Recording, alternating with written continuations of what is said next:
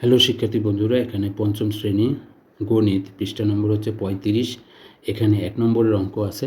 নিচের সংখ্যাগুলোকে মৌলিক সংখ্যার গুণফল হিসাবে প্রকাশ করি। নিচের সংখ্যাগুলোকে অর্থাৎ এই 18, 27, এখানে 32, নিচে আরও অঙ্ক রয়েছে।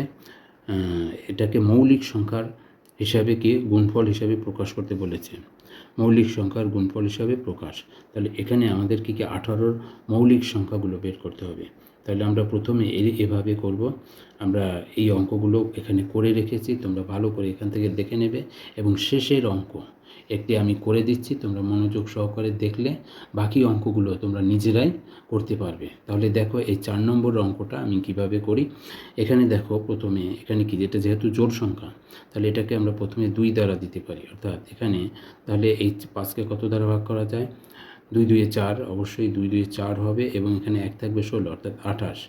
অর্থাৎ এখানে হচ্ছে কি 28 দুগুণ 56। এখানেও আমরা আবার 2 দ্বারা দিতে পারি, যেহেতু এটা জোড় সংখ্যা, তাহলে আমরা 2 দিব। এখানে 2 দ্বারা দিলে হচ্ছে 14 দুগুণ 28।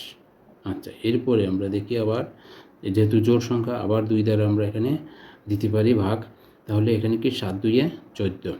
এখন দেখা যায় আমাদের এই সংখ্যাগুলো কি মৌলিক সংখ্যা বের হয়ে গেছে। এখন আর কোনো এই ধরনের সংখ্যা নাই। তাহলে যেহেতু সবগুলো মৌলিক সংখ্যা বের হয়ে গেছে, এখন আমরা কি করব, তাহলে এভাবে লিখে দেব 56 লিখব। 56 সমান এখানে 2 গুণ 2 গুণ 2 গুণ হচ্ছে কি 7। এটাই হচ্ছে এটার সমাধান। অর্থাৎ আমরা কি এই মৌলিক সংখ্যাগুলো পেয়ে গেছি। 56-র মৌলিক সংখ্যা হচ্ছে এইগুলি, 3টা 2 আছে আর একটা 7 আছে। ধন্যবাদ সকল শিক্ষার্থীগণকে।